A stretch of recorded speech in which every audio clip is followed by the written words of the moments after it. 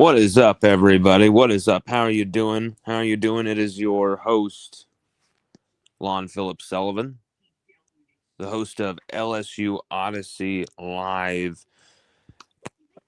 Of course, the podcast, the official podcast of LSUODYSSEY.com. Everybody, hit the like button if you can. Give us a subscription if you can. We are so close to getting over 1,000 subscribers, and please help us get us over that threshold. And thank you for supporting us, and thank you for listening and checking in before the Western Kentucky game, where this is the last game in Tiger Stadium. LSU take on Western Kentucky. When's the last time LSU's played Western Kentucky? Like, I was able to find something where we did like in the past at some point, but first time in quite some time, LSU are playing Western Kentucky. Let's look that up. I want to find out now, because once I've said something like that, I'm kind of like, I'm curious. But LSU gonna finish off what they've done in Tiger Stadium this season, in a season that started under Brian Kelly, that will now finish under coached by Frank Wilson.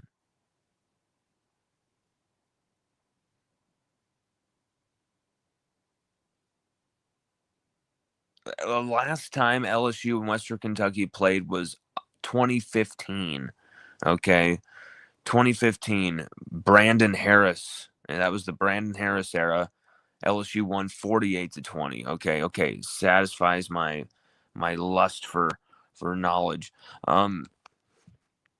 You're gonna have a season that started under Brian Kelly, but ended under Frank Wilson. And thank God for that, because Frank is a leader of men, and we needed to make that move with Brian Kelly, and it had to happen, and it was never going to be cheap. It had to happen. We're going to get into talking about this thing with Lane Kiffin and the price tag, whether this is worth it for LSU, whether LSU should go down this route. And that's, suffice to say, if you believe where most of the reporting is right now, from everyone from us to LSU Odyssey to Ross Dellinger, probably the most, probably the GOAT right now in college football reporting, Ross Dellinger. So many people are saying that this is in that area where this is kind of LSU giving everything to make this happen. And it would be shocking for Lane Kiffin to deny that and kind of reject that. That's where everyone kind of is here. And you've had Ross Dellinger report $90 million being the offer for LSU's prospective new head coach, Lane Kiffin. $90 million. And then you had a report from Brandon Marcello, who's, I can't remember what, CBS. Brandon Marcello saying it was now 98 million. It was now 98 million.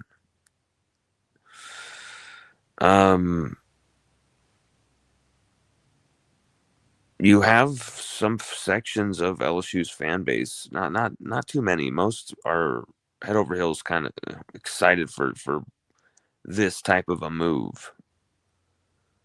And I think it was a move that you basically had to make. I mean, can you just, like, okay, we can accept to have a lesser coach. Well, we could go get Lane Kiffin, but let's just don't. That sounds like somebody who's willing to go 8-4. But at the same time, it is valid to point out how much money this is going to cost LSU. Because this is going to be outrageous. You have $98 million now. $98 million now on the table discussed for Lane Kiffin. I was told the number was around $113 million within all in incentives. We said that on our show yesterday. So all these numbers in the 90s, I'm like, it doesn't quite do it, because they should actually be analyzing the entire deal where this is including incentives. And that's just incentives for the first season. And this deal would lock LSU into a ton of money once again. So I think the thing about Brian Kelly's contract that was scary and really got LSU in a bad spot was the fact that it was the length. Kelly would have been fined. This is true. Kelly would have been fine to just ride that contract out to the moon and just let that thing just playing golf and just hoping you'll back into a championship somehow. Well, it's LSU. Of course, I'll just somehow screw this up and do this and do that, and it'll work out anyway. Corey Raymond will make me look good, or this will happen, or this will happen. Ridiculous. But you have some fans who absolutely do not want Lane Kiffin, and they're seeing this type of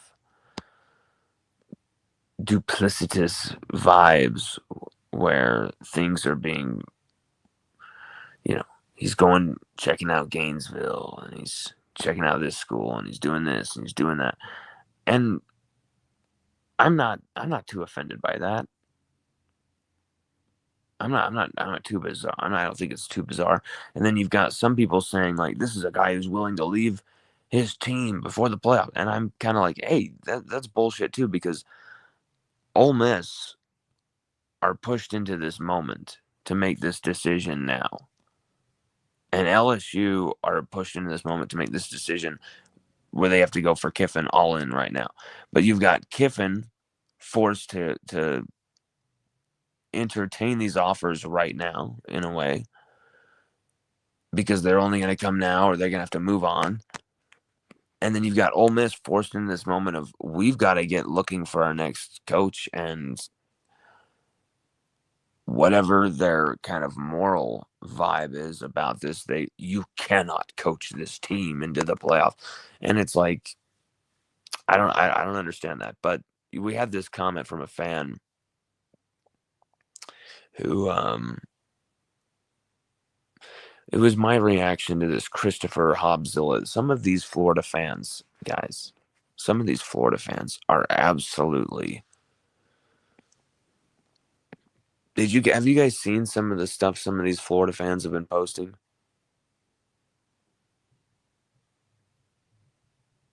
They're nuts. They're delusional. Absolutely delusional. And this is a rant from this Christopher Hobbzilla guy where he was like, he literally tags Lane Kiffin in this post and says, tell him Lane Kiffin, if you are choosing between Louisiana and Florida, Florida is the better place to live for most people. The economy is stronger. There are more job opportunities. There's less crime. He goes on this list and then he shits on Louisiana and just rips Louisiana apart and just goes on and on and on. And people are like, the dude's about to get paid $100 million, and you think he's like, okay, how are the job opportunities around?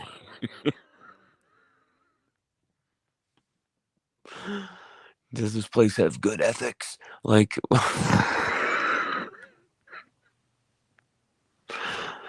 then you've got this guy,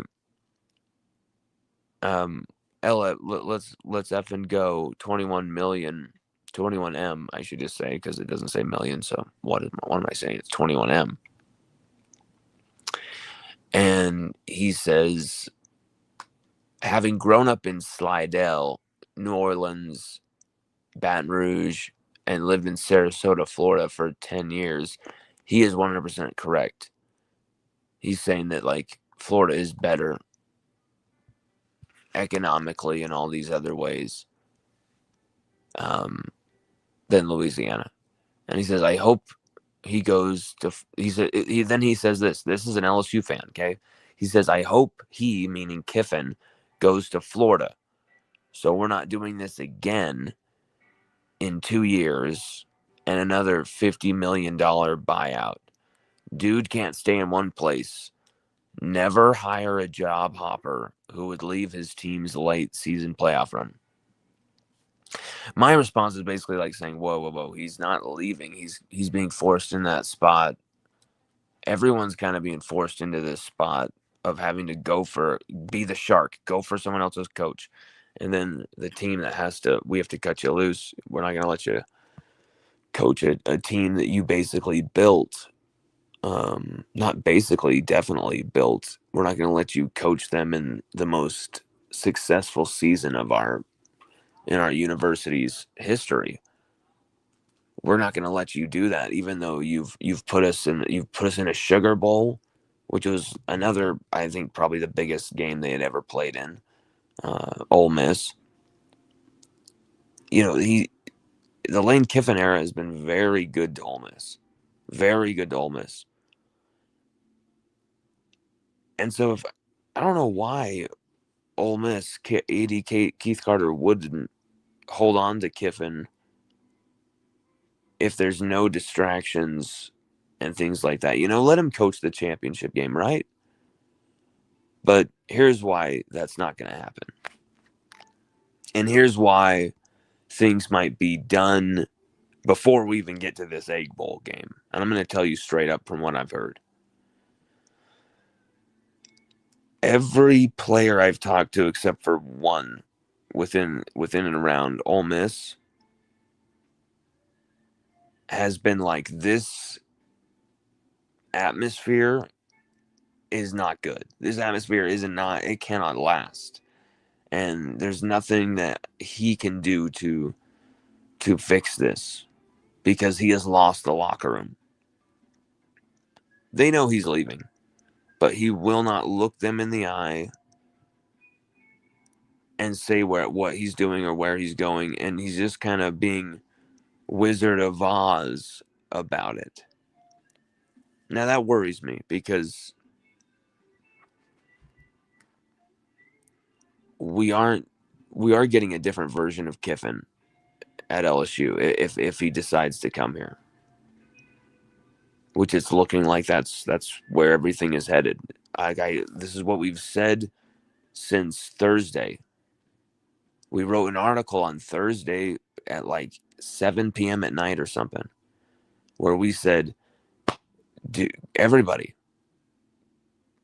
this is setting up for Kiffin to be LSU's next head coach. Everything is paved here for this to happen. And multiple of the scoops we said on that article have now come to pass. I'm not saying we know everything or anything like that. We're just highlighting, and we're kind of self-promoting what our work showed and why subscribers should subscribe, because that's what they're going to get. When we beat everybody to the story by 3-4 hours, no one knew what was going on. We said Brian Kelly is going to get fired. He was. Multiple of these things. And now when it comes to Lane Kiffin coming to LSU, the reason I think things are increasingly going to go in this direction as far as a Kiffin exit from Ole Miss is this saga, it cannot continue into the Egg Bowl. Because around Oxford, it is ready to boil. Okay? They're like, this guy's running out. He's LSU's next head coach, and he's going to be running out our team. No way, And here's the thing. These Ole Miss fans, Ole Miss players, everybody around there, they've got nothing better to do this weekend than hang around. Maybe a little partying, maybe a lot of drinking, maybe some drugs. And they'll be talking about Lane Kiffin. And they're going to be, fuck that guy, we're going after that guy, and he's right there in the belly of the beast. And we said this yesterday on our show. Does Keith Carter see this atmosphere where this guy's going to leave? And we know it. And we're not going to let him coach in the playoffs in a championship game, potentially. However far Ole Miss were to go, he's not going to be a part of it. We're going to fire him after this Egg Bowl game. Why would you even wait for that game to be a fiery cauldron of just very weird, intense vibes? Because there are a lot of strong feelings when it comes to Lane Kiffin and the way he's doing this and what he's built there and the way those people have really came to think of him as their own for quite some time here. He's been there for what? This is his 5th season there. He rebuilt his career there.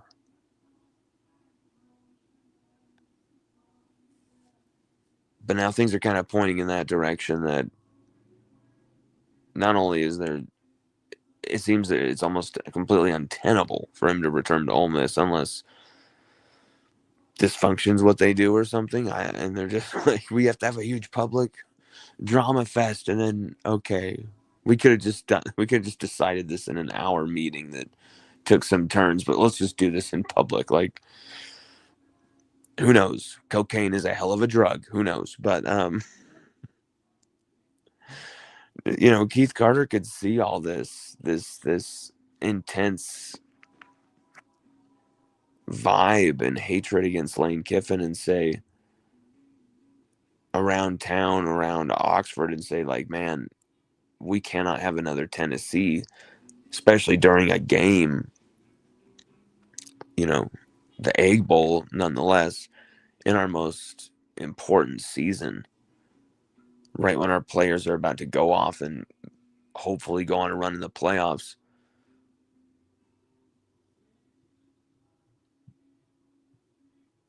How I mean, this is this atmosphere you want to go into those moments for, and this is just a sign of a program that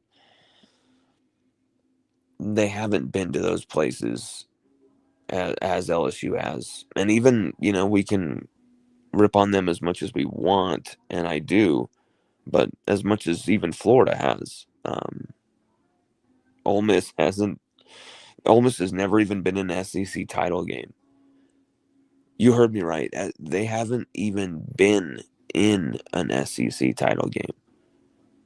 Ole Miss hasn't even competed in an SEC title game, and it looks like Texas A&M are finally about to play in their first after all these years.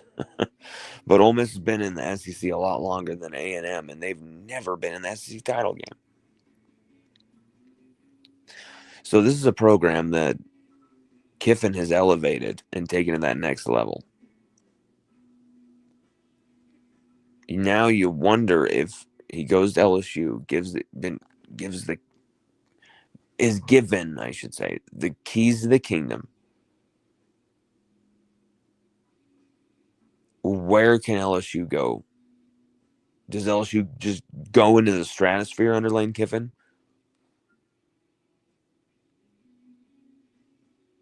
It's very tantalizing to see how LSU's quarterback recruiting is doing, how he can help with that, and then quarterback pursuits in the portal. What he could do to LSU's running game and offensive line schemes, finding the right guy to coach the offensive line.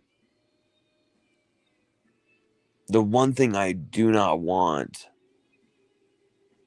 is a Lane Kiffin hire where Lane Kiffin like replaces every guy on LSU's staff with an Ole Miss guy.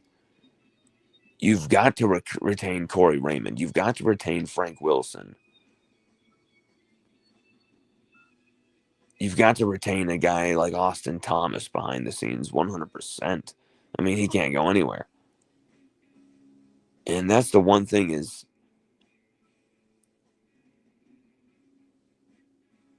there was some really set structure with Scott Woodward at LSU. And a lot of that went out the window with Governor Landry getting involved, Woodward being fired, President Tate leaving before. When President Tate left, that kind of started a domino effect of, administrative instability at the top where Governor Landry could sneak his way in. And here's the thing. Governor Landry he has been involved in this stuff. And it's very interesting that Governor Landry was completely against these giant contracts. Apparently, according to Ross Dellinger, he's approved a extremely big contract to Lane Kiffin of $98 million. Here's the thing though, Lane Kiffin is worth that range of money, whereas a guy like Brian Kelly, it was like, what are we doing? But Kiffin, we'll kind of leave it where this is and go back into the previewing of the game because there's a lot to get into with the game. But Kiffin is definitely an interesting story because he is unpredictable. I would like to say that Florida should not be a factor in this at all. Florida should be completely out of this. But I am not that arrogant and not that bullheaded and stupid to say that, there isn't like a 0.5% chance that, yeah, he might still go to Florida still. Just because this is Lane Kiffin and Florida seems like the last move he should make here. But LSU take on Western Kentucky tonight with Frank Wilson as the head coach. And interestingly enough, I mean, this is such a crazy season, guys. If I were to tell you that before this season, say late August, I'm going to say, hey, senior night, Garrett Nussmeier won't even be starting as quarterback for LSU. And here's the thing, he won't even be dressed basically. He'll be in a jersey in the street clothes. You'd be like, oh, big time injuries, got him. You wouldn't have predicted that, no, he'd been benched a few times before then, as well as the injuries. The injuries contributing to that as well, stuff like that. But significant issues with his play. And now you're leading to this senior night where Garrett Nussmeier has not had the senior year he expected, wanted, needed. I mean, he really could have left after the 2024 season. And I know people don't want to hear this, but there are NFL folks who were prepared to draft him in the first round. They knew he was being held back by some of the Joe Sloanisms and the handbrake of the Brian Kelly offense and the offensive line issues, and some of the receiving core wasn't up to snuff, So you see this moment where now you've got someone who was thought of as a Heisman contender. And I know people are going to laugh at that, but that was a widely held thought by I would say 98%, 97% of college football people. And you see what has happened to him because of these devastating injuries at the worst time in fall camp. And then, I mean, he's playing through it. You know what's going to happen from there. There's going to be bad decisions. There's going to be all sorts of bad stuff going your way. Going against you, not going your way. And that injury will get worse. And when you're talking about a quarterback who can't really use his legs or his mobility, having a bad, a torn abdominal area, and then a bad knee, a patellar tendon area in his knee, and he's taking way more sacks and way more hits than he was than the last season that he started. The offensive line is completely unpredictable. You never know when and we're talking like free hits on him. You know, you got to feel some sympathy for what he's been through. And the fact that he waited for LSU, he stayed loyal to LSU, got this opportunity, this 2-year shot, and LSU backed him up to the hilt. LSU gave him the keys to the kingdom. And things just didn't work out the way that they could have, and they probably should have, considering the talent and that Garrett Nussmeier has. The performances were never up to snuff. Some of the red zone interceptions, some of that stuff, it was just not up to the standards of LSU quarterback football. But at the same time, he did deal with some horrific injuries, and he did deal with zero anonymous run game, a completely anonymous run game, just zero from them.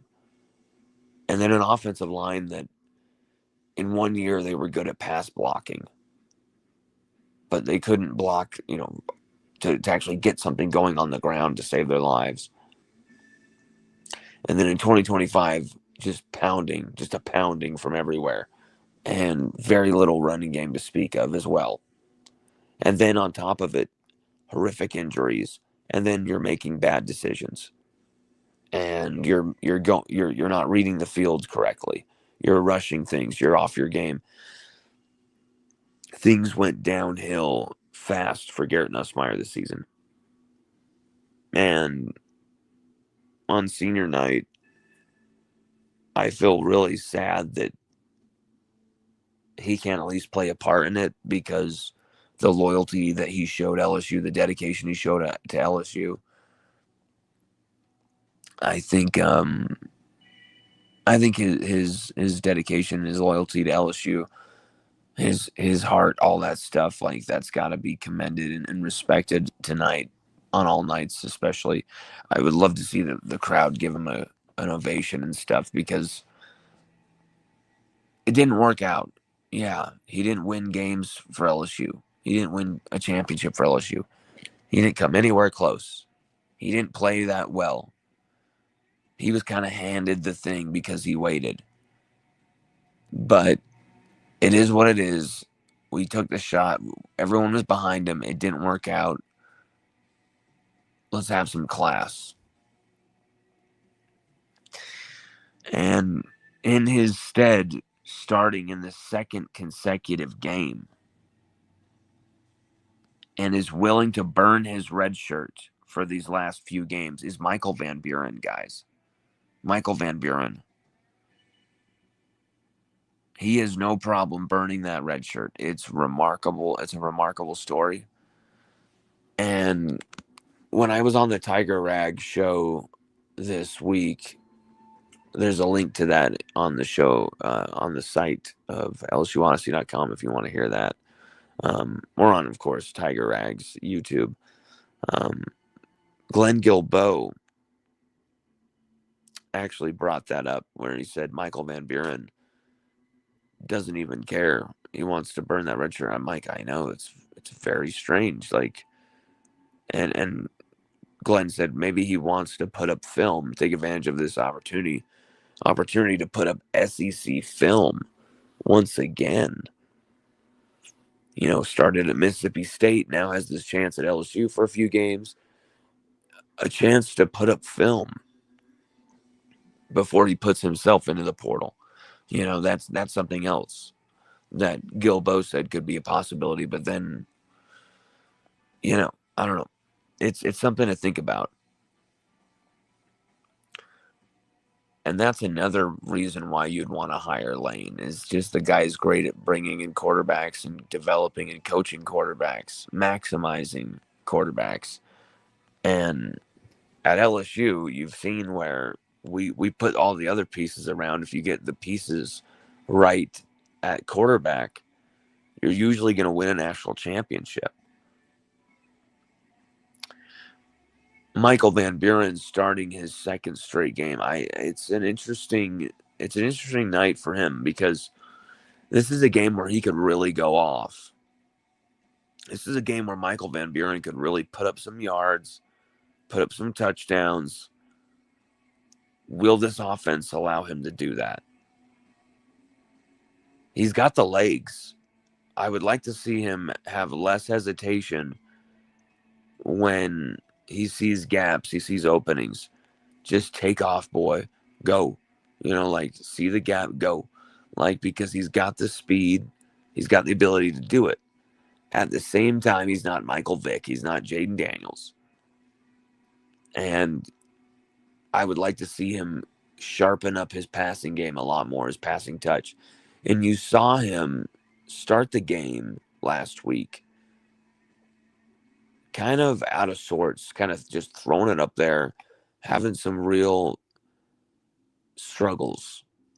A few balls that should have been intercepted. I think Chris Hilton actually whacked it out of someone's hands before they intercepted it. But then as the game went on, Van Buren started dropping dimes. And Van Buren was fitting it into tight windows, anticipating, reading the field beautifully. I mean, what could be said? He was pulling off what you've wanted from Garrett Nussmeier while being able to go for those 35-yard runs that could seal a game. Go for that 7-yard run that could seal a game. Go for that 5-yard, little scramble that gets something positive out of what should be a negative play. People laughed at this tweet that I posted where I said, this little scramble by Michael Van Buren only gives us enough room to punt in the end.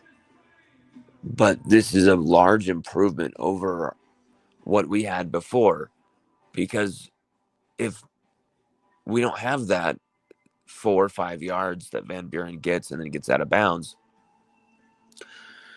we are punting out inside of our own end zone with a guy who already had a punt get blocked earlier in the game. You only won the game by 1 freaking point. That is the difference between winning and losing. Those type of things. And Michael Van Buren, with his mobility, as limited as it may be, as raw as he may be as a dual threat prospect, Michael Van Buren still gives LSU a hell of a lot more of an opportunity to win games than Garrett Nussmeier was. And that's something I don't think anyone would have said at the beginning of this season. I'm trying to think, even Lauren Christian, who is the biggest Garrett Nussmeier hater in the world, wouldn't even stop to pick him up if a volcano was coming after him and she was in the last truck out of town. She wouldn't even stop. Lauren Christian, I really do believe that even she didn't think that Michael Van Buren could win games or compete against Alabama or anything like that for LSU like he has. It's been pretty stunning to see. I mean, yes, a lot of field goals, and it hasn't been pretty. In fact, it's been ugly. But here's the thing that really intrigues me and makes me kind of go, is this. LSU this season with this defense, we just need someone who could control the football, control games. LSU could have literally won every game 25 to 10 this season with the defense that we had. If we had been able to actually control the football just a little bit more. That's how good our defense was at not only taking away the football, but getting stops and getting the ball back for extra possessions. If we had gone with Michael Van Buren all season, LSU might only have like 2 losses right now. Like LSU seriously could be like having just a 2-loss season right here. I wouldn't be shocked. Because you're basically letting your defense win games for you when you're doing that, but you look how we did it last week against Arkansas. LSU had the football for 9 more minutes and 16 more official offensive plays than Arkansas. What the hell were we doing under Joe Sloan? There were so many times where it was like you were calling plays and getting them up to the ball and snapping so quickly. These drives are over before we've even paused to take a shit. You know, it's unbelievable how many times that the drive would be over in like 30 seconds. And it was like, dude, we're up 7. There's like 6 minutes left. Work some freaking clock. And then he's, 3 throws, 2 incompletions. Disastrous play calling from Joe Sloan. And now, even with Alex Atkins, you see a market improvement, huge improvement. I mean, against Arkansas, we just were able to sit back and let Michael Van Buren and that offense really dictate terms and control proceedings. And they did it with short precision passing, but they also did it by running the freaking ball. Harlem Berry was awesome. They actually committed to the running game this season. And because they did, they got success. So I expect tonight against Western Kentucky, I really hope to see LSU put on this show, have some fun, let their hair down, put on some fireworks. I want to see, I don't want to see that. Sorry. I want to see Michael Van Buren get at least 4 touchdowns. I want to see Chris Hilton Jr. getting a touchdown on the board. He's a senior as well.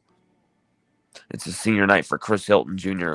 with another senior that had a senior year that, unlike anything we expected, he would have.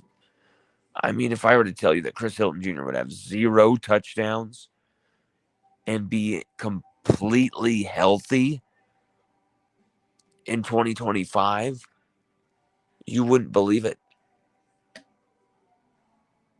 You would be like, what are you talking about, man?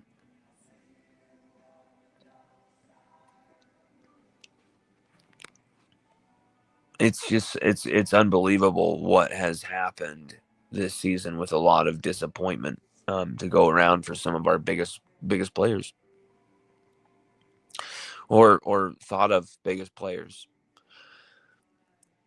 Someone who wasn't really disappointing on the field, but I think disappointing as far as like how injuries affected his season and how his availability And then, of course, the stupid ejection against Florida where the ref threw a flag on a hit that happens 15, 20 times a game.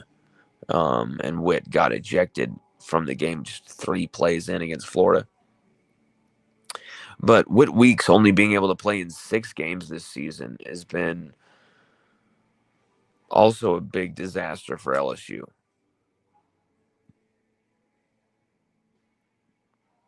I mean, he missed the biggest moments of this season.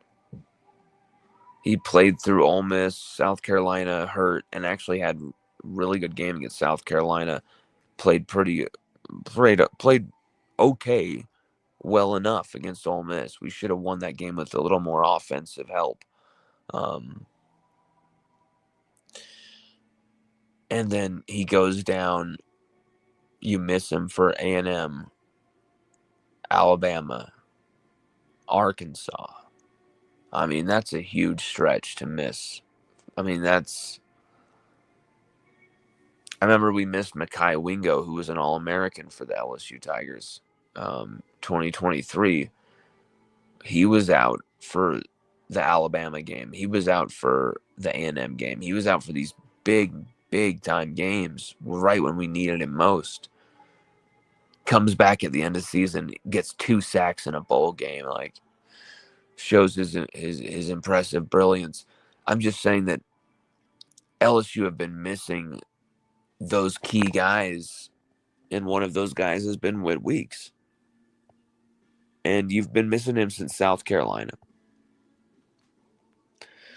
And now you get him back, and we've been told, and I'm not sure if I can reveal the source of this information, but we've been told that all 3 Weeks brothers, Witt returning from injury, West, who has 6.5 TFLs this season, and then you got Zach, the freshman, who came in off the bench against Florida for the whole 4th quarter and was awesome and held it down. You're going to see all 3 of those brothers playing together. And I think they should have them playing the whole game together. And I think it actually shows the dysfunction in LSU this season that they haven't been able to play all 3 together, because it shows all the things LSU has gone through. West was hurt for like 1 or 2 games, and then Witt gets hurt for all of these games. Zach played against Florida because West was hurt, and Witt was ejected. That's why he came into the game. And so you haven't been able to see these 3 together. You've been able to see Witt and West a bunch together. That's been great. But you haven't been able to see all 3 Weeks brothers on the field together. And I think that's a shame. I think that also shows that LSU haven't been as dominant as they should have been this season. You could have done that against Louisiana Tech, but you couldn't because you're only up 23-7. Some of the stuff that LSU has gone through, especially trying to score points this season, has been almost. I mean, it's got to be a record. It's embarrassing how bad it is. And tonight against freaking Western Kentucky, man, like this is a game LSU should be able to really load up the points. Go off. LSU should be able to rack up the points tonight and really put up 50 freaking points tonight. Michael Van Buren, 4 passing touchdowns, 1 or 2 on the ground. That to me is possible. You got Witt Weeks back. Senior night. You got to do this right for all these guys. You got to see them off right.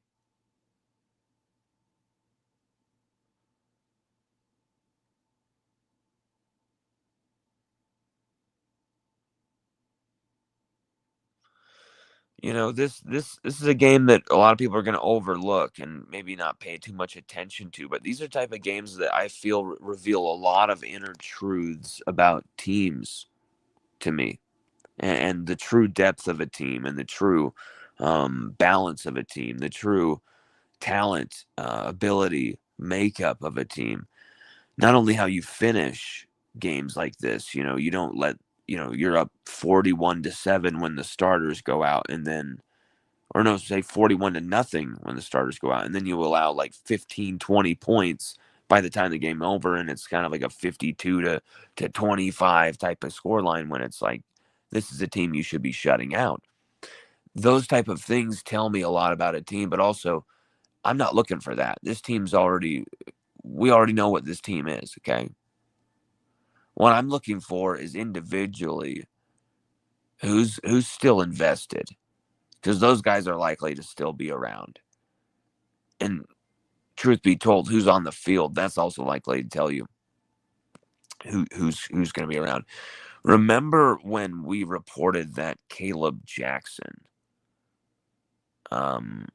was transferring from LSU and that he was going to redshirt the rest of the season and he wasn't going to play?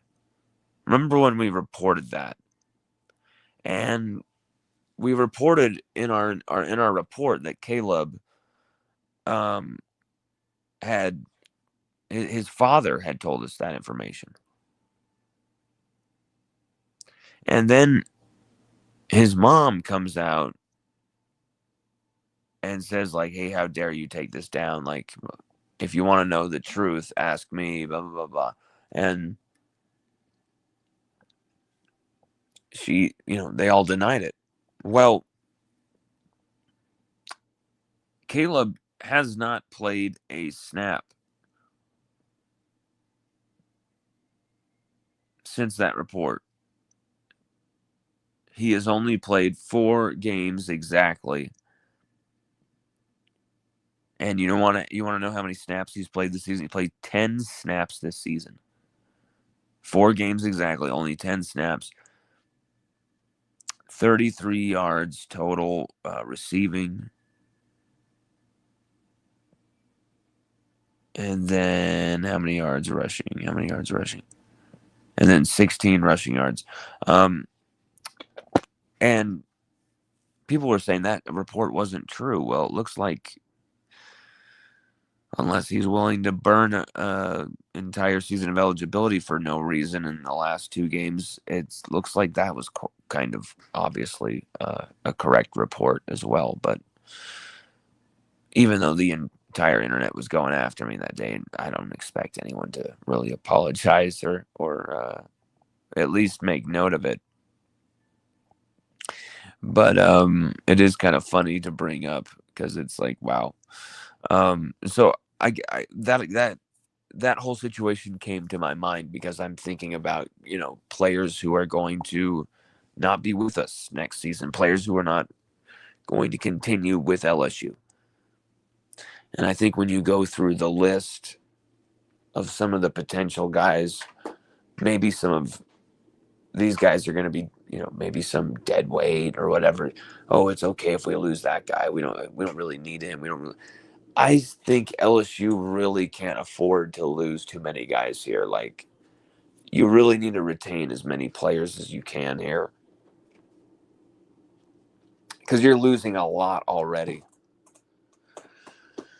You are going to be losing a lot of guys in that portal.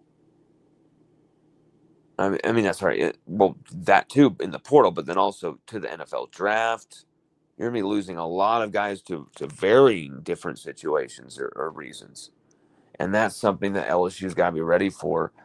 And you've got to retain as many of these guys. Ahmad Bro, Dominic McKinley, Davon Keys, of course, Caden Durham, of course, Harlem Berry.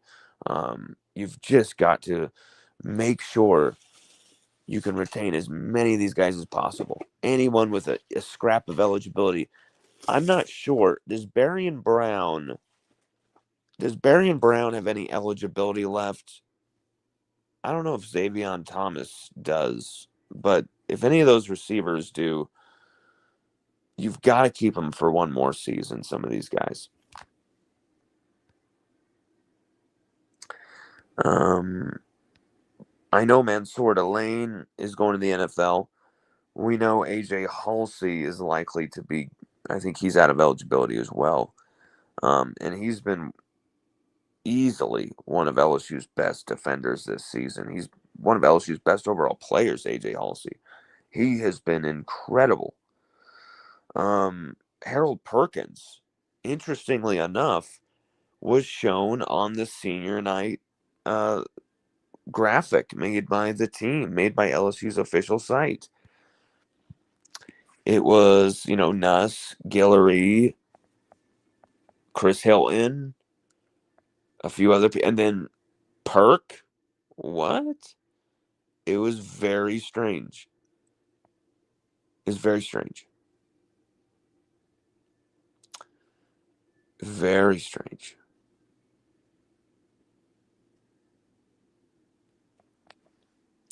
And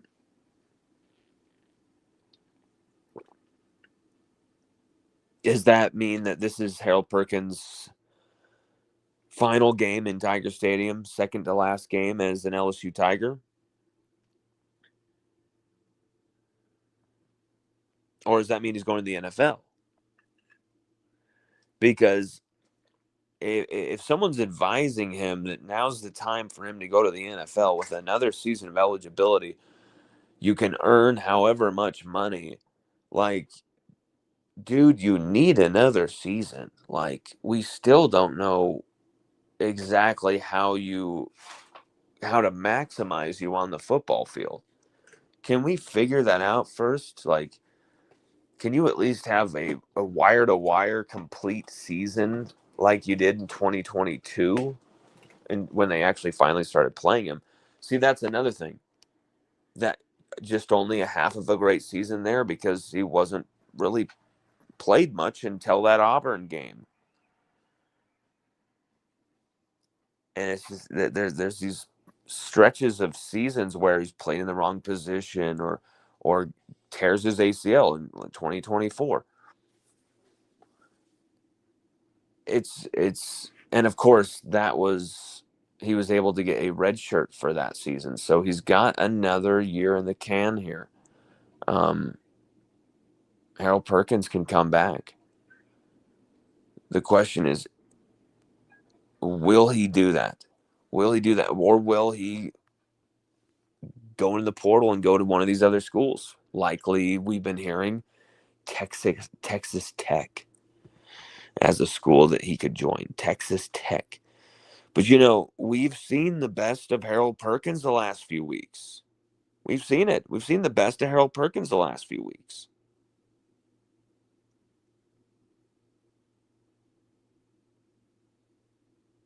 And there's no way around, anyone can hate on him or whatever.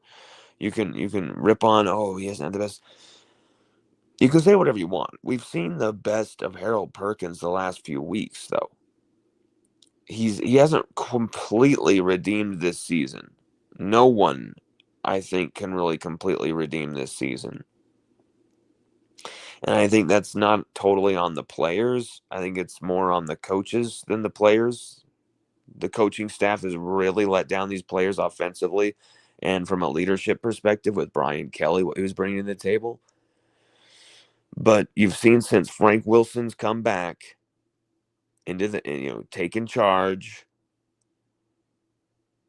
Okay. Harold Perkins had 3 TFLs and let's see how many sacks. 3 TFLs and 2 sacks before before Brian Kelly's firing. Since his firing, 4 TFLs, 2 interceptions,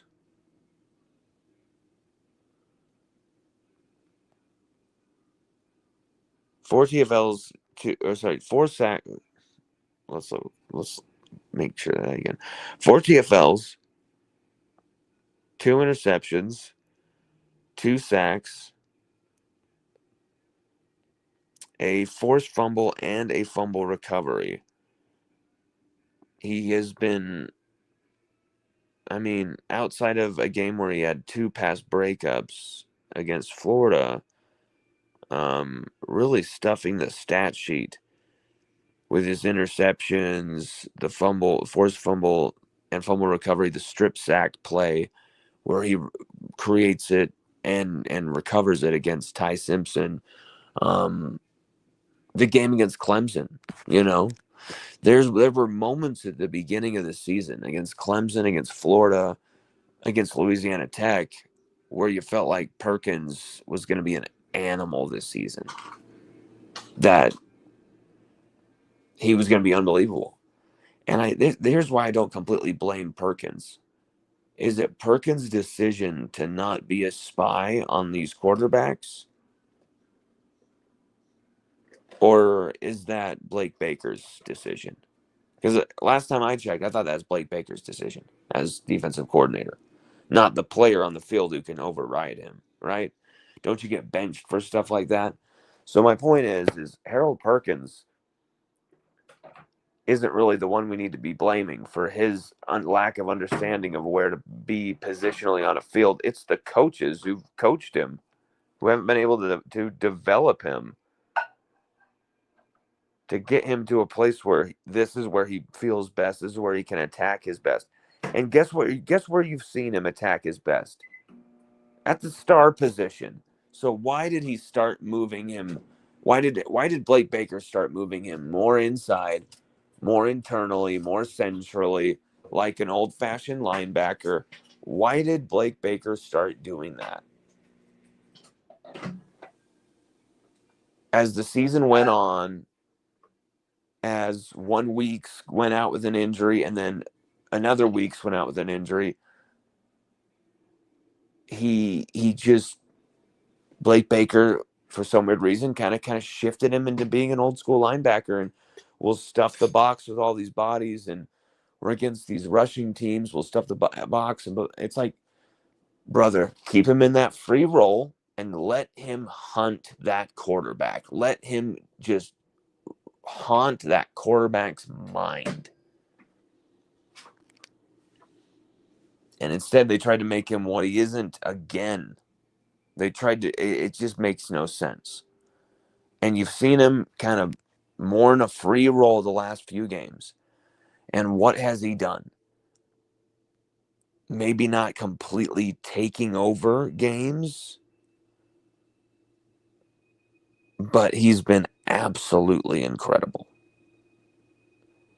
He's really like shown out. He's been devastating. He's made plays, turnovers, creating turnovers, sacks, TFLs in the backfield. Harold Perkins has done everything that you wanted from him when the season started, and he's fulfilling that when the team is at its lowest. And for that, you gotta hang your hat for Harold Perkins, man. I think it says a lot about the character that some were starting to really question.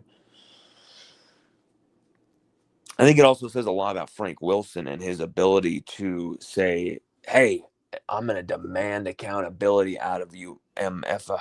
Like, you better give me everything you got, or you're not going to be on the field." And then it's like, ooh, it's very valuable tape for me to either transfer somewhere else or go to the draft. It's very valuable games, very valuable tape. I need to up my game. Like, what am I doing? Why do I want to do this? Kind of a moment of inner reflection, because that's what Frank is all about. Kind of forcing the players to reflect and kind of get more cerebral. And that's why you've seen a smarter football team these last few games. And that's why you've seen an LSU team that really, if a few things go our way, we're beating Alabama. I think the timing before those field goals kind of made it 20-9, but if it's still 13-6 or whatever it was, you score a touchdown, you score one touchdown in that game and then get another field goal, that game probably goes a completely different way. I'm not even kidding. Like, not only is Alabama not that good of a team, but like, That's how good your defense is to put you in that spot. And that's how, like, that was such an underrated, undervalued, heart on its sleeve performance from LSU. I know how just frustrating and piss off it was to watch that offense. And that's why there was a lot of rage after that game. But I think we do need to appreciate how the LSU Tigers fought like hell to make that a game, to make that 20-9, a game that LSU should have won. Should have won. Should have beat Alabama, man. So when I think about now you've made this move to Michael Van Buren, I think about Brian Kelly. Because it's like, man, had you had the balls to make this move in fall camp when you knew you're covering it up from the whole world that your starting quarterback, the guy everyone was looking to, Garrett Nussmeier, had 2 untenable injuries that were going to get worse as the season went on. They were going to become unmanageable. Maybe he could get you through Clemson. And that was if you didn't allow him to get the shit knocked out of him, which you were able to avoid. Maybe he can get you through this game. Maybe he can even get you a win against Florida. He did. He gutted that out somehow. But when it came to playing the better teams, including one coached by potentially, it looks highly likely to be LSU's next head coach, Lane Kiffin, even against a team of his that could only score 25 points against you. You had no answer.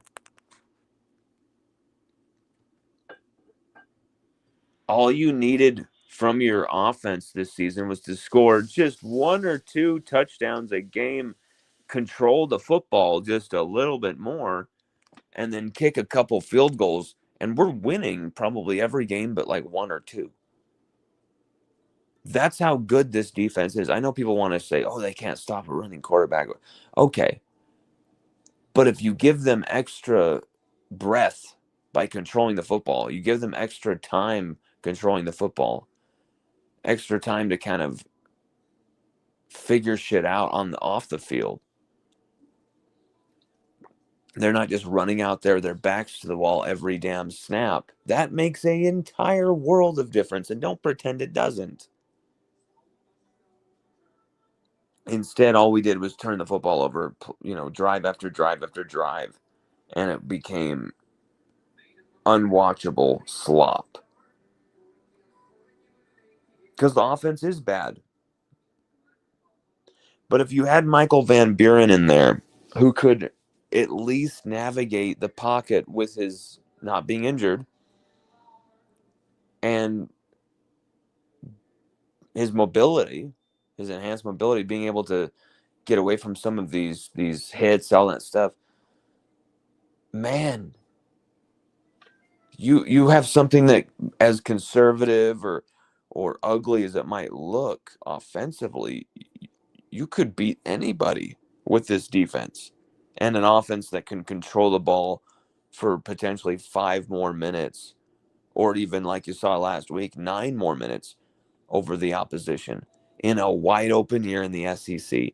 But Brian Kelly did not have the balls to make the Michael Van Buren call. No one would have understood the Michael Van Buren call at the moment. Everyone would have been like, dude, what are you doing? Just start Nussmeier. What are you doing, Kelly? But guess what?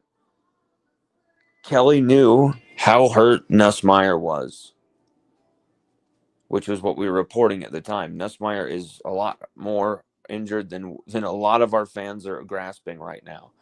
And you're all about to go through it now. We're all about to go through this together, where we're really going to go and see your injured starting quarterback, Heisman hopeful, and watch your season kind of go from 5-0 to just falling off a cliff. Like watching a train in slow motion crash, and then Brian Kelly lying about the existence of the injuries, all this stuff. If he had just gone with Michael Van Buren, it would have been crazy. Everyone would have freaked out. This isn't the right move. LSU would have won games because of how good that defense was. To start the season, in the middle of the season, and even in the tough games, maybe you'll lose one or two here. Maybe you'll lose to Texas A&M still, of course. Maybe, of course, you'll lose to Alabama as you did even with Michael Van Buren coming in. But maybe those games are far more competitive. You never know what happens when. That's why quarterback is such an important position. Because the way the quarterback plays affects your defense. The way the quarterback plays affects everything. Everything on the team. Michael Van Buren gave that defense more time to breathe, more time to kind of, hey guys, whoa, what are you doing through that A gap, man? You're letting this happen, blah, blah, blah, blah. Hey, well, every time we're a nickel and you, blah, blah, whatever it is, they can really get to the work of talking about the actual game at hand and the actual X's and O's of it all and really say, hey, you're effing up here. We got to clean this up. If you don't have time to do that, because every 20 seconds, your offense is giving the ball away and you're, oh, shit, we're trying to game plan. Okay, John, you go into blah, blah, blah, blah, blah. Oh, God, this isn't going to work. You don't have time to game plan. You don't have time to adjust. You don't have time to change your tactics. And I think you saw that with Blake Baker a lot of times this season, because I'm talking like 40-second drives where like you have a lead going into like a big point of the game. And you could really kind of just relax, take a breath, run the football twice in a row, get it to 2nd and 5, 2nd and 4. And instead you're, run up the middle for 2nd and 9, immediately throw it, an ill-advised, ill-timed, stupid out pattern that gets tipped. And now you find yourself at 3rd and 9 in the blink of an eye. That was the Joe Sloan offense.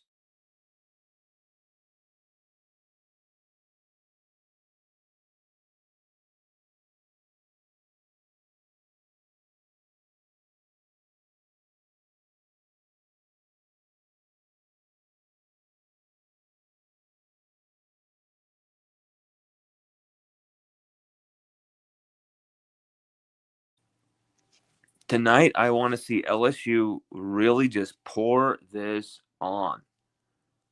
I want to see the handbrakes completely off. I want to see this offense drop points.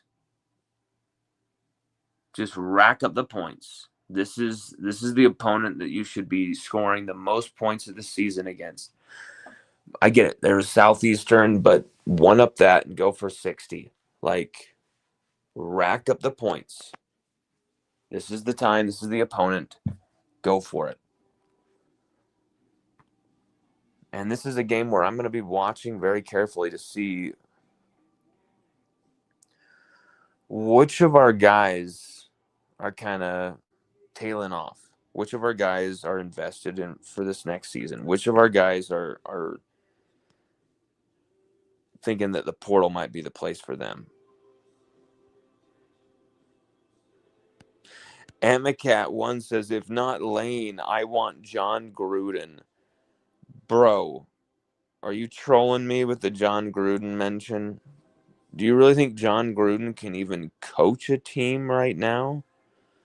Do you think John Gruden is in like a state of mind where he can like lead a team? Dude, John Gruden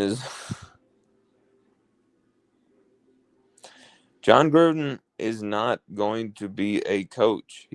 And he's not going to be a coaching target. He's not going to be,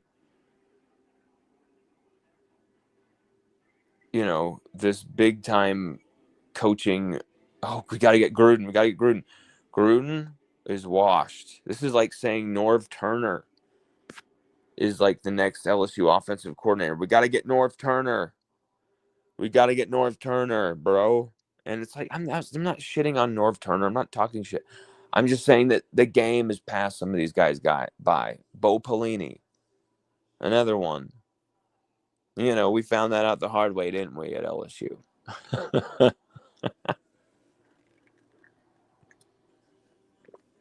But yeah, a John Gruden hire, that's like saying let's go get Bo Pelini back for the defense.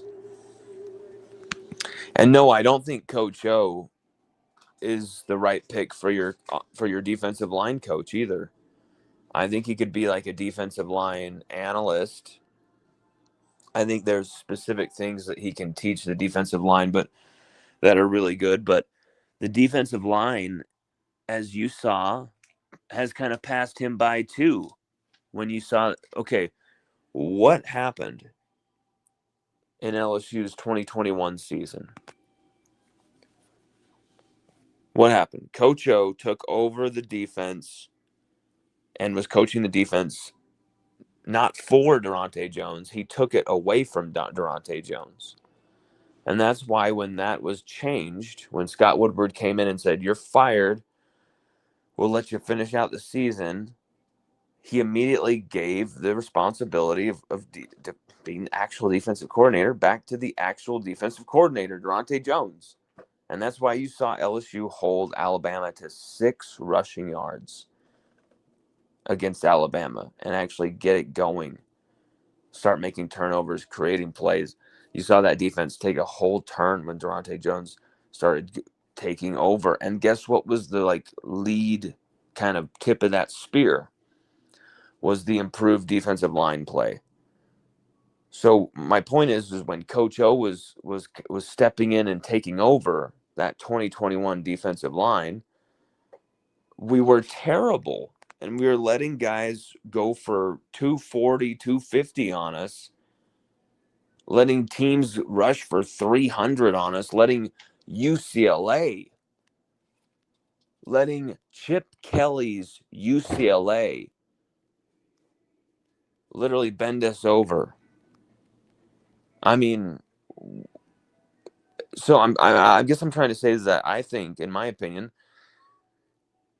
the game has maybe passed Coach O by from a defensive line standpoint. And maybe that those type of things can be learned. But I think like the athleticism of it all now, the speed that guys have, the different skill sets, the moves, kind of this updated new era of defensive linemen where it's not like everybody has to be 300 pounds and you have to be this mauler and you have to look exactly like this and we have to wear 98, 99. You have to be a Warren Sapp. You have at defensive tackle, you have to be a this type of a guy at defensive. You have to be exactly like, no, it's you. There's many different profiles of defensive ends, defensive tackles, defensive linemen, interior 3 techs, all this stuff. And it's a very different game. There's a lot of finesse involved nowadays. But I think that's why you have Coach O as an analyst, is because he's someone who can kind of, coach up that old school stuff. But I think there's some of these guys on the staff, coaches on the staff that you must retain, or at least I would want to see retained. I think you have to retain Blake Baker, and please, please don't bring in Pete Golding, please, for God's sake. But I just know he's going to. Lane Kiffin will. But, dude, no more of this John Gruden bullshit. No more of this John Gruden stuff. Come on, come on.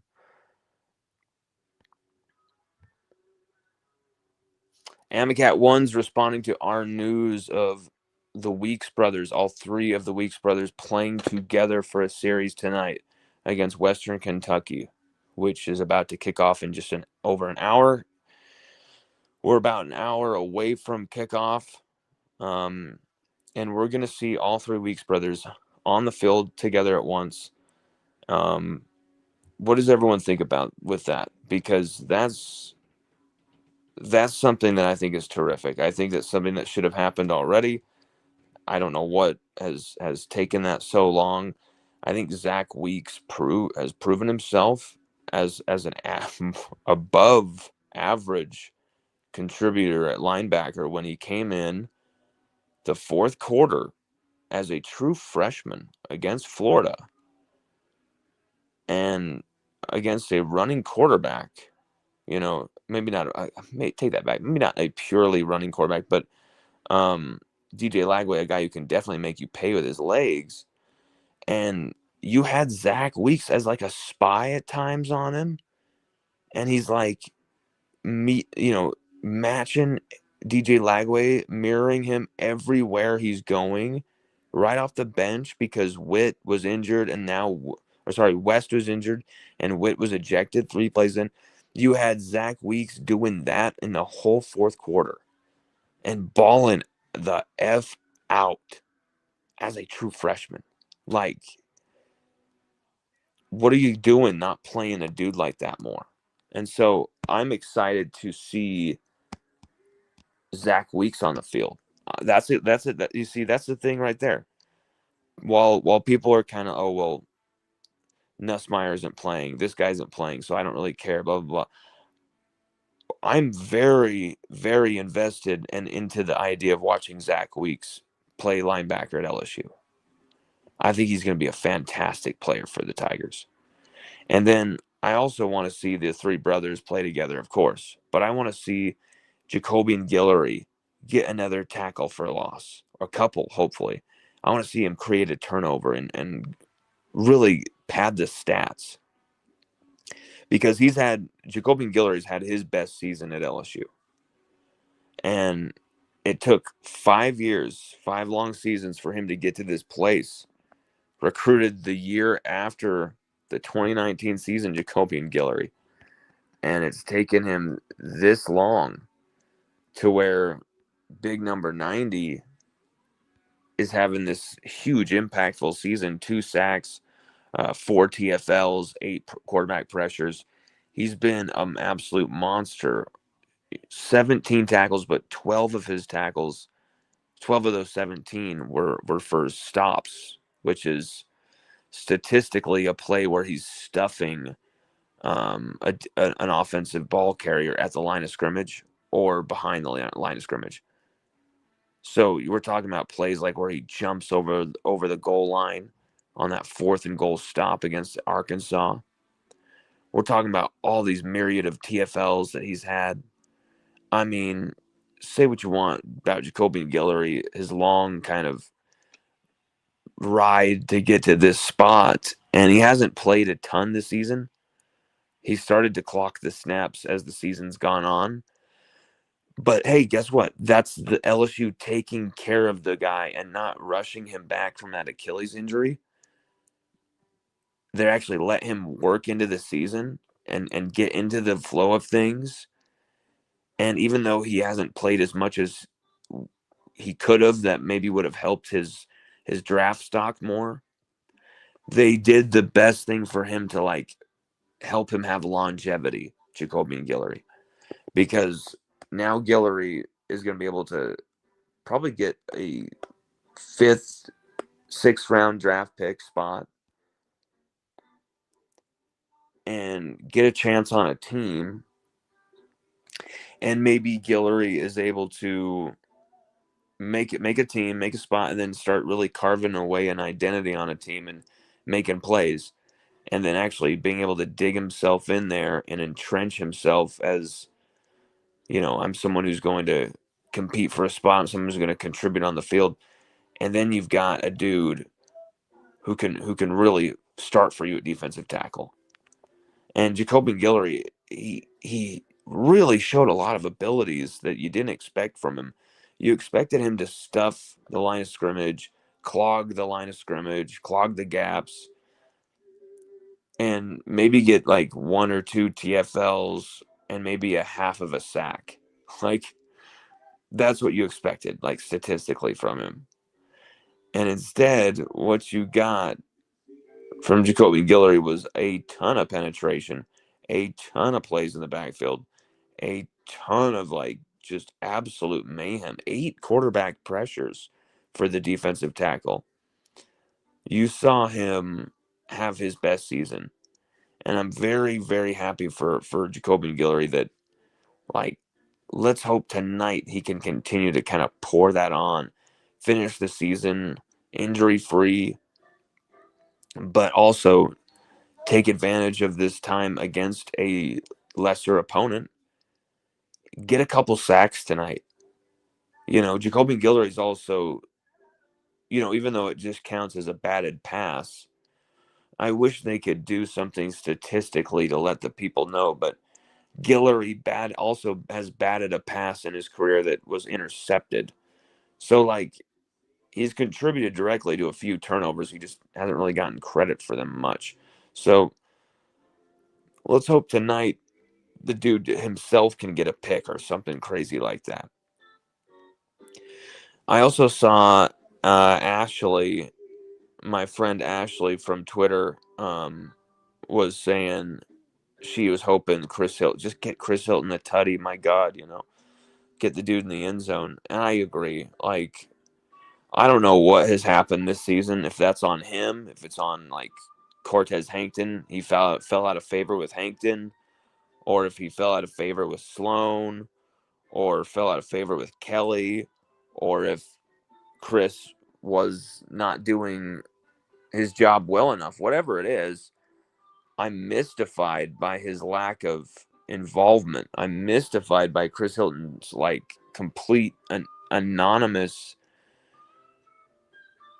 appearances for this offense. He's been nowhere to be found. Nowhere to be found for this offense. You were expecting bomb after bomb up to this guy. And maybe that's, the truth that you can find behind Garrett Nussmeier's injury. Is they knew that there's no reason to have Hilton out there even because we can't do it. The most he could do was that beautiful touch pass that he had to Barian Brown against Clemson that was taken off the board. It should have been a touchdown pass. But you've seen a lot of disappointment from LSU this season with guys that LSU really expected to have powerhouse seasons, from Nuss to Perkins to Whit Weeks being injured and even ejected for no reason against Florida. It took him out of a big moment there.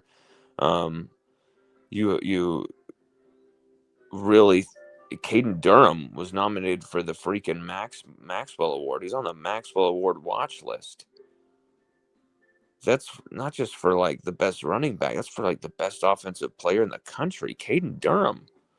And instead, Caden Durham has barely produced anything of note this season. He was good against Clemson, against Florida, and then just completely fell off the cliff. Aaron Anderson, he was fighting through 3 injuries at one point. Most of these from hospital throws by Nussmeier, literally leading him into these hits. It's got to be pointed out. Some of those were just, dude, you just literally threw Aaron Anderson the worst injury in the world. And it's not just me who's saying that. A lot of people saw the same damn thing. There's a lot of guys on this team. Nick Anderson, too. You didn't see the best of him. A couple nice touchdowns, including one that bounced off of former LSU, current Ole Miss DB Sage Ryan's chest. It bounced off his chest and goes right into Nick Anderson's hands. You didn't really see the best of any of these big time players except for the guys on defense. And even then, Harold Perkins struggling to find his place. Whit Weeks in and out of the lineup hurt. There's so many problems that happened to this team this year, and it all stems from the leadership at the top. You had bad leadership that cared more about what the media thought of them and what the optics of things were, rather than what the locker room thought of him or what the locker room could trust in him. Brian Kelly didn't give a shit about any of that. And Brian Kelly didn't give a shit about his players at all. And Frank Wilson damn well does. And so you've seen the response Frank has got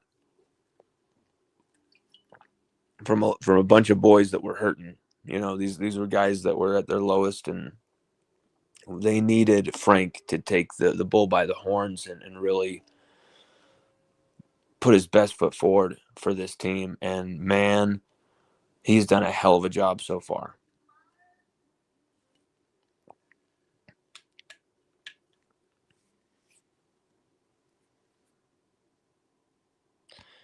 Hanville says, can Lane flip Blaine Bradford and keep Richard Anderson from Texas?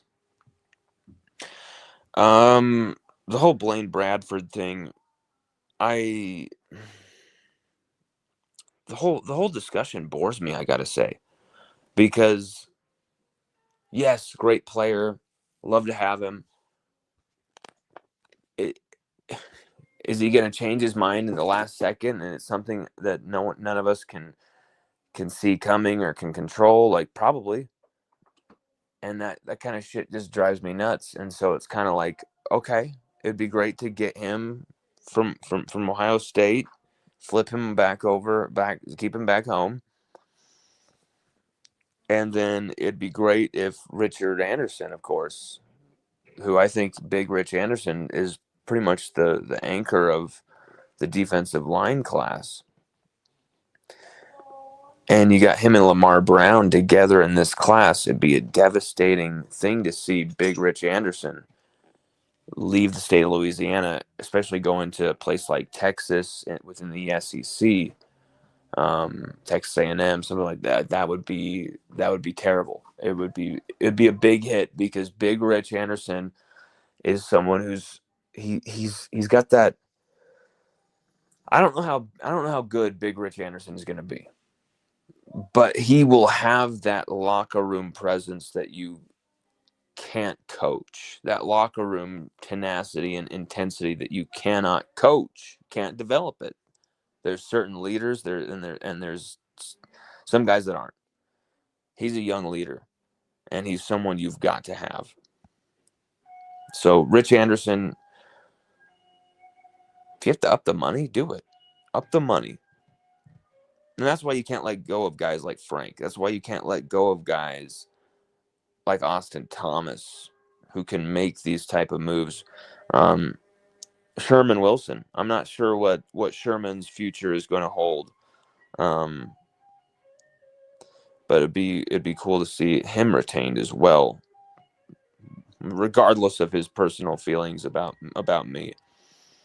Nathan East says, "Lon, I missed you." What did you mean you missed me? I didn't go anywhere, brother. I missed you too, I gotta say. I mean, even though I don't know where I went. I don't know where you think I went, but we have been doing more live shows than we've ever done. We are writing articles constantly. We just wrote on Thursday night one of the biggest we have in a long time, where, I mean, that thing was blowing up. The hits were out of control. People were subscribing because they wanted that information, and now that information is being verified one report at a time, one Ross Dellinger report at a time. So it feels really good right now to be covering LSU and be doing this work, man. I absolutely love what I do, and I do it for the best fans in college football. I do it for the best fans in really any sport I can think of. The most diehard, the most committed, the most obsessively driven fans who, like, a lot of time fans are like, we're a part of this. We're the engine behind this team. We're the 12th man. And it's like, a lot of times it's just not even true. It's like, you guys are like you guys are the Lakers fans of college football, like Alabama fans, Lakers fans of college football, just barely even there. Very entitled. LSU, we have always had the most rabid and intense reactions and vibes from our fans, where it's like The commitment is so all-encompassing. And this last week with who's LSU going to hire as their next coach, the obsession was incredible. And I'm not just talking about you guys or saying you're obsessed. I was obsessed too, because I want to know who the head coach is. I wanted to break the news on that. I wanted to do the reporting. I wanted to find the answers too, just like all of you guys. And I think we know what makes sense here and what doesn't. And I think we know what the right decision should be for Lane Kiffin and the right direction for LSU's future. The question is, hindsight's always 2020, man. Like these things are always so difficult to call. And sometimes the reaction or the cause and effect causation from these decisions and these moves are sometimes it's just stuff you didn't expect coming. We're going to take a 1-2 minute break. We're going to get a drink of water real quick. Fill up the comment section, guys. We'll be doing some comments and ask us anything. Fire away. We'll be right back.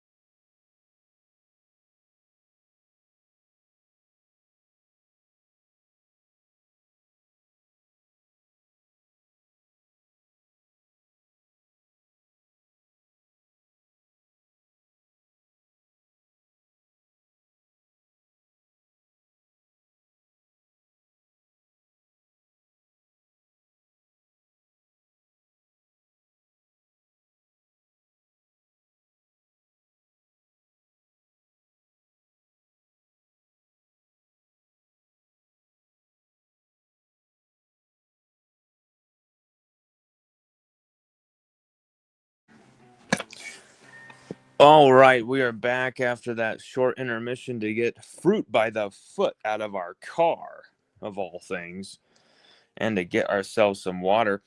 I'm just seeing a photo here of 2026 LSU safety commit Aiden Hall is wearing a Frank for head coach shirt that he's it's got part of his Wikipedia head coaching resume and coaching resume on it. That's hilarious. And you know what? I think it'd be badass to see Frank as head coach. Here's one reason why. Let me give you an argument why you should go with like a Frank move head coach. You'd save a shit ton of money. be able to use that money to buy all these other players. I mean, you could really be outrageous with what you did with that money financially, um, in the transfer portal. All the money you'd save from not hiring a Lane Kiffin. How could you expand your team and the roster? It'd be, and I mean, it's innumerable. But getting Lane Kiffin in place, I don't think there's going to be many limitations in his way to begin with. So I think LSU is still going to have their cake and eat it too. I think LSU is a lot wealthier of a program than people really knew, and I think people are kind of figuring that out right now. Like, holy shit, we only thought A&M could do this. We only thought Texas could do stuff like this. We only thought Ohio State could do stuff like this. Well, it looks like you're finding out that some of our reporting was correct, where we said that there were multiple private donors who were not typical boosters, but very interested alumni, I'll just say that, who spoke to me off the record, but they wanted to put it on the record under condition of anonymity. They told me that they were more than willing, and this was like 4 days before the game against A&M. 4 days before the game against A&M, where people were still thinking it was impossible to talk about firing Brian Kelly. Matt Moscona himself, there's no appetite to fire Brian Kelly. Kelly's going nowhere. Just don't even talk about it. Moscona is as plugged in as he says. He had no clue this was coming. We were told that the boosters were going that way ahead of time, and the article is right there with the date, the timestamps for anyone to see and check. We posted it all over the social media boards because we felt this is a big story. There is going to be money for LSU to make this move. There's going to be money for LSU to make this move. And there was. And now you thought, well, what's LSU going to do now? I mean, how are we going to be able to afford to pay a coach after we just, are going to have to pay this guy to fuck off? Like, how are we going to get another coach here? How are we going to flip this staff? How are we going to retain some of our best players? How are we going to go out in the portal and get new ones? How is LSU going to afford all this stuff? And you're starting to find out that LSU's alumni is a lot richer than you knew. And I mean, just kind of think about it a little deeper. I'm not thinking about just boosters and corporate company men. Let's think about what I mean when I say LSU alumni. And think about who could be the richest of the richest LSU alumni. And then you kind of start understanding what I'm talking about here. People who have been known to, maybe contribute to this or contribute to that, but to just kind of bankroll the university, that doesn't quite happen all the time.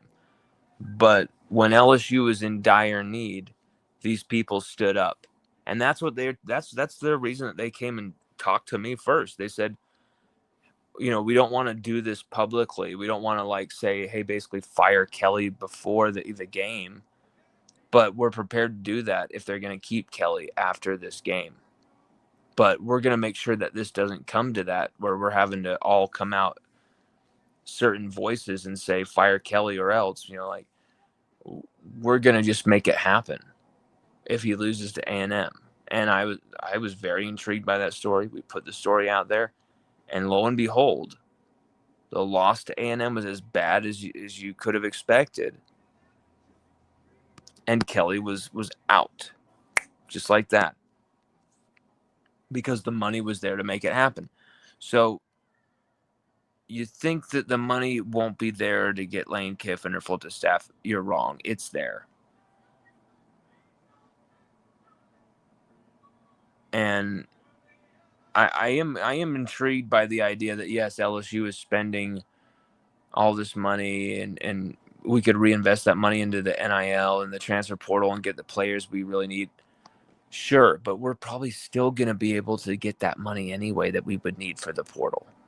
So my point is like you can have your cake and you can eat it too here with Lane Kiffin because LSU has more money than people understand.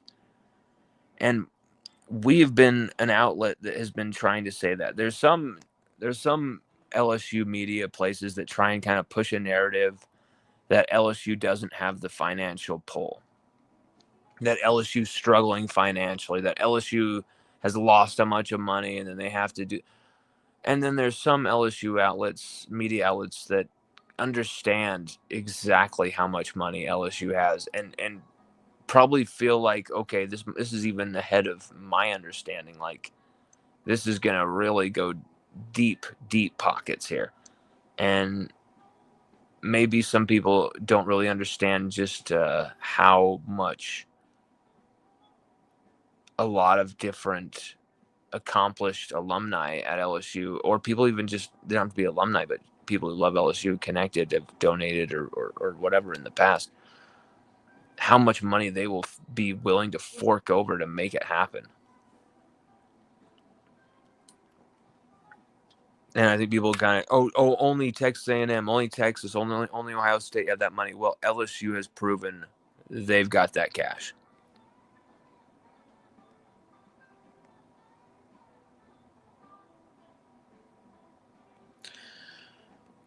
Braden says, is the lane to LSU not just a smokescreen by Sexton? I mean, here's the thing, Braden. If it is, if the whole lane to LSU thing is a giant smokescreen, it's all a lie, why? Like, what does that do? It destabilizes the place that you're currently at, makes them all hate you, makes them all think, why the hell did you just pull this stunt? You had a $14.5 million a year extension. Just sign it, you bastard. What are you doing with all these games? It makes the future jobs not really trust you. And what's the option? You're gonna smoke screen and dupe LSU to go to Florida? Really? Is that the move? We trolled LSU.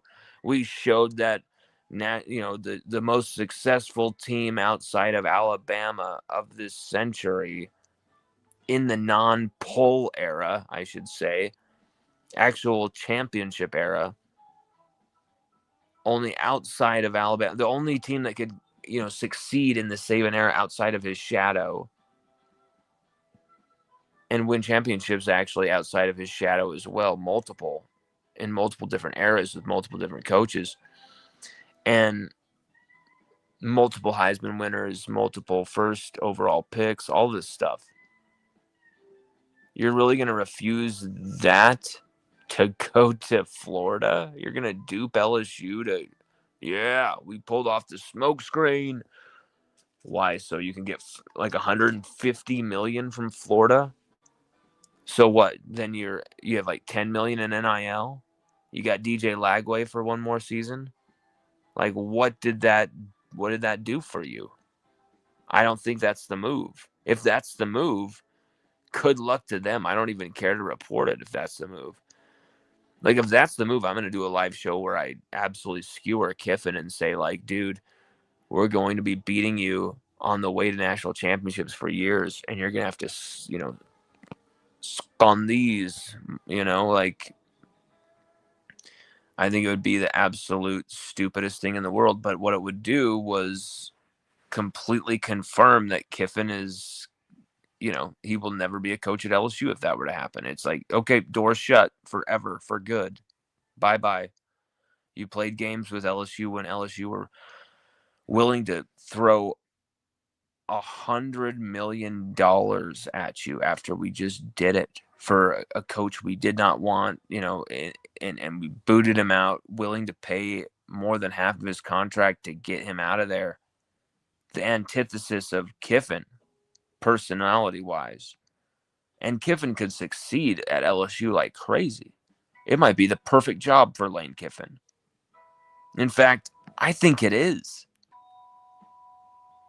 LSU's fans are like desperate to see this team run the football, run right down people's freaking throats, dominate on the ground, power running style like we used to.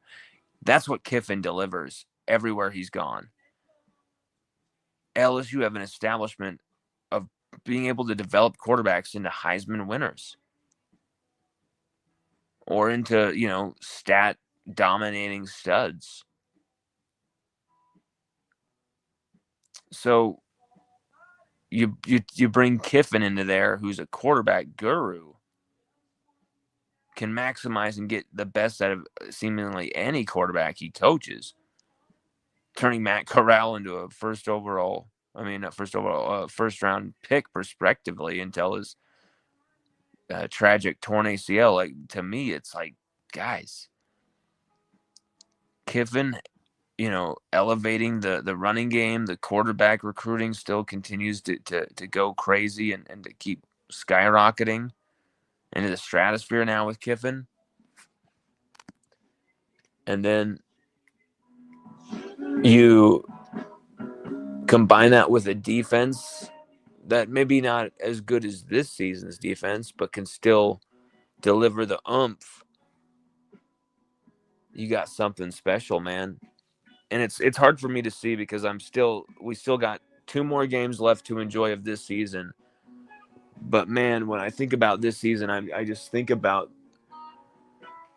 how disappointing it is from the fact that you had such a juggernaut of a defense. And if you had just had a more conservative, controlling offense with Michael Van Buren at the helm, you could still be in the playoff position. And I just don't understand why Brian Kelly didn't have the balls to make that move for Michael Van Buren to start. And now you see him having the character, the selflessness to forego a red shirt to start for this team against Western Kentucky. You can't tell me that kid's not a gamer. You can't tell me that kid's not ready for the moment. And I hope tonight he absolutely just spatters and paints Western Kentucky in their own blood. Everybody, thank you for watching the show. Make sure to follow our Twitter for all the live tweeting. We literally live tweet every moment of every game, live as it's going down. Follow us on X/Twitter at Lon Phillips. If we had 3 hands, we would be able to post everything on every platform at every time. But Twitter is where we usually are at. And then, of course, LSUODYSSEY.com. We're going to post the link to the post-game show. We're going to post the article after the game ends on there as well.